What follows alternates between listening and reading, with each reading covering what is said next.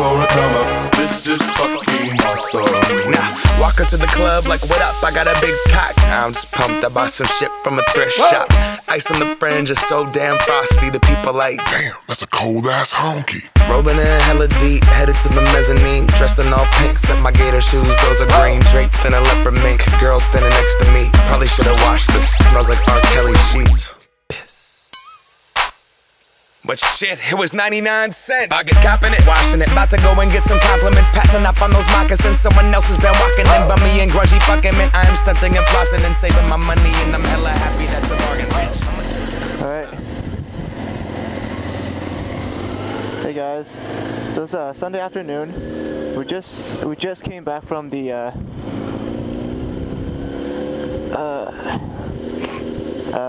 community car show, actually.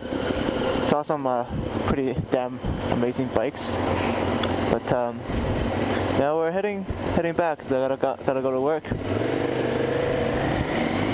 And riding all day with my friend Robbie here. He's riding a Ducati Monster. So yeah, so today I was gonna talk about generally how university students manage to have a bike.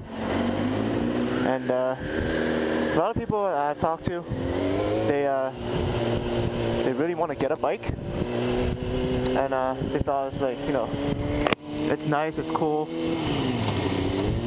but they don't know how to go about getting one. And bikes are pretty expensive. Yeah. Bikes are pretty expensive. I mean, we're in Vancouver. What we want to do is you want to get your license first, and the licensing exam is not expensive, but you gotta get a bike too to take the test. What happens there is that when you actually go take the test, there's two parts. One is the skills test, and one is the road test. So what you want to do is you want to go take your skills test. After you learn, you know, you do like sudden stops, U-turns, figure eights, and whatnot. And then after you've done your skills test,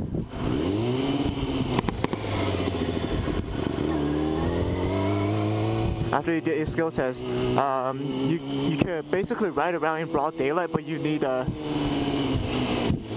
but you can't ride at night. So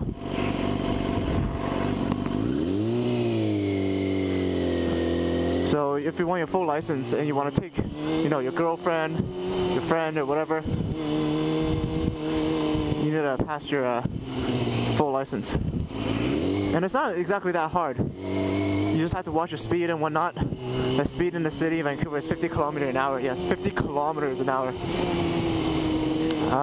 A lot of people, you know, if you drive, you go like 60 or whatnot. And they just look at me like, so easy to hit 50. But anyway, so right after you get your license, you should start thinking about a first bike.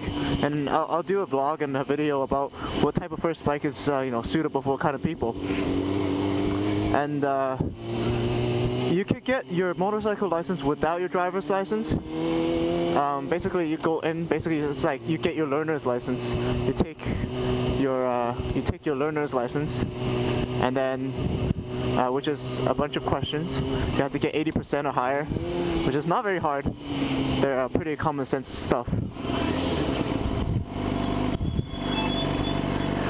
Here we hit a light. So you will get your learner's license and whatnot, and then you have 14 days if you have a driver's license, and I think 30 days if you don't. And basically in that time you can practice with a bike, but you need a supervisor to ride alongside with you. And basically there's a lot of riding schools which you could go to. I went to Sunday's riding school down in Richmond. There's like Pacific, there's like, you know, a lot of other riding schools you could Google and you can find them. And basically what they do is they do the skills test on site, so you don't have to go to the licensing office to do the skills test, which I think is easier and it's more convenient. And I think your only instructors at the school is more lenient than the actual instructors down at the licensing center. Anyhow, so they will teach you all the stuff you need to know for the skills test, or you can take, you can learn on your own, and they're not really hard skills to do. This is like parking, they're figure eights, acceleration, deceleration, all in first gear. You never have to go beyond first gear, and sudden stops. And then after your skills test, you still have if you have practice and whatnot in the school, you can book the test within like a week or two, and you can practice on your own too. And after that, you take your license and you get your full license and you start to get a bike. Now, as a student, if your parents are cool enough, like Robbie's parents are pretty cool, like they bought him the bike. So for people that aren't so lucky, and you have to finance your own bike, find your own bike, especially for a first bike, I suggest something something second hand. But one of the most important things is when you have the bike, you need to have a decent income, because it's not like gas heavy or anything like that, like a car. But if you're riding very heavily, you need to wax a chain, and you need to change your oil every couple thousand kilometers. And what happens is you could do your own oil changes, and I suggest that you should, and or at least like do it at the dealers once after you bought the bike, and then learn to do it on your own afterwards. Or if you're rich enough, you can just always do it I'll get somebody else to do it. But when you wanna, you have your summer jobs and whatnot, you do have to commit a certain portion amount of money. And generally speaking, if you want like a starter bike, it's not exactly expensive. Were you looking at a somewhat smaller bike, like a Kawasaki Ninja 250, or like a CBR 250? Even they make the Ninja 400s and stuff. They're about the pretty new ones are like $3,000. If you want like 2005, 2006, which is like 6 or 7 years old, it's even cheaper. And depending on the condition of the bike, you do want a good bike. I didn't go with a 250 because I learned on a 250, and I feel like I'm responsible enough to take on a 600 right off the bat.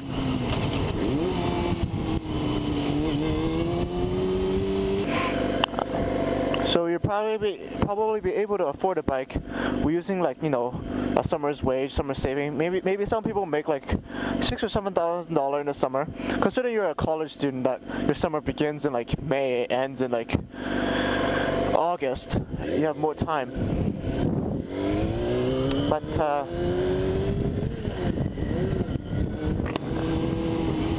when you spend the money on the bike, what you want to do is you probably want to get a friend who knows a little bit about bikes and who can test ride it for you, or if you got your license, test ride the bike. Do some research. Actually do research on what kind of bike will suit you and what kind of bike will suit your need. If you're saying I want to get like a liter bike, a track bike, or like some modified bike, I mean, is that really necessary, especially for a first bike? You don't know anything. I don't think that's necessary. So now, when you finally do get your bike, and you see it, you go see your bike, you want to make sure it's not like a stolen one, it's not a rebuild status, or it's not like totaled and rebuilt basically, and it's not like heavily damaged and whatnot. A lot of bikes, like I said, people are their first bikes. They probably have dropped it once or twice. Usually that's not a huge deal. I don't know what this card is doing. They're not a huge deal. Whoa.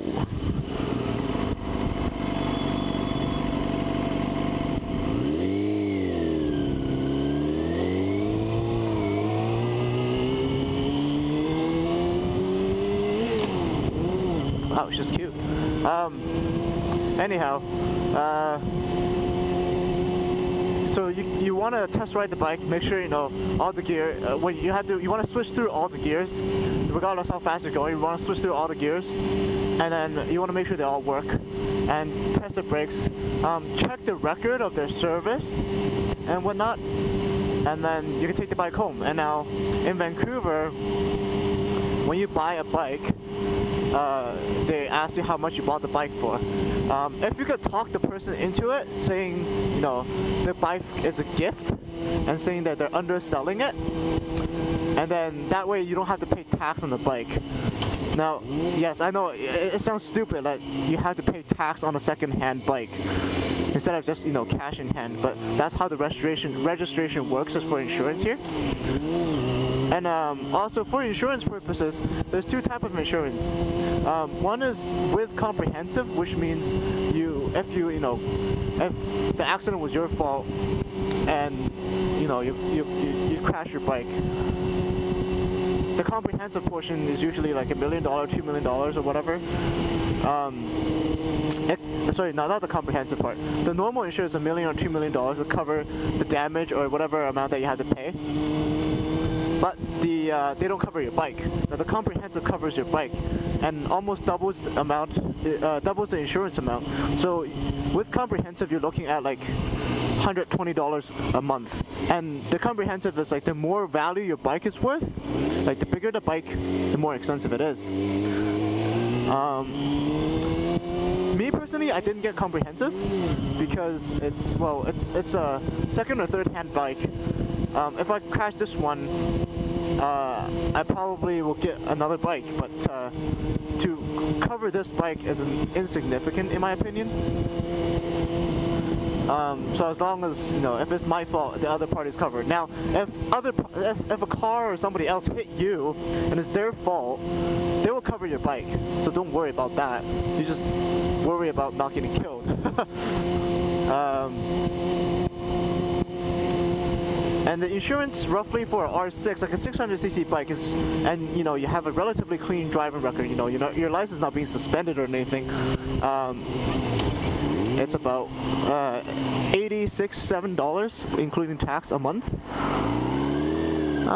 You know, that's doable. You know, some kids in college have, you know, part-time jobs, or in UBC what they call is like work study, where you work maximum 10 hours and they pay really well. You can easily afford a bike. But it's just the initial amount that you invest in buying the bike. Some people say, you know, why can't I go to the dealer and, you know, get a second-hand bike or finance it or lease it? Now, the thing with financing a bike is because the amount is so small, and unless you're riding it every day, it is really not worth it. And especially if you get into some sort of accident, you know, you have to cover the bike as well, and it's really, you know, I prefer, if you're already getting a second-hand bike, get it off, like, you know, auto trade websites and whatnot when people post them. And usually you could see like bikes being put on Craigslist either at the end of the season or the beginning of the season. Now, and personally, I think there's more option at the end of the season, which is when I got my bike. But then again, you can't ride as much. But yeah, so get the bike. You have to have a decent amount of savings. And I would say with like, I always wear my gear, my helmet, my jacket, and whatnot. So all of that comes to maybe like $1,000. You could get a second-hand jacket. That's totally no problem. I would not recommend getting second-hand helmets, just because you never know what has been done to the helmets.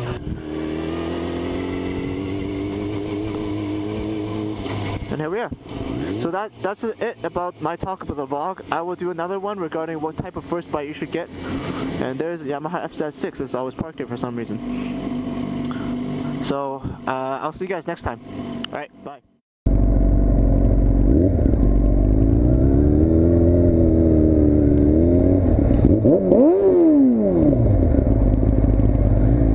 Oh, this is your mic. Huh? This is your mic. Yeah. Huh.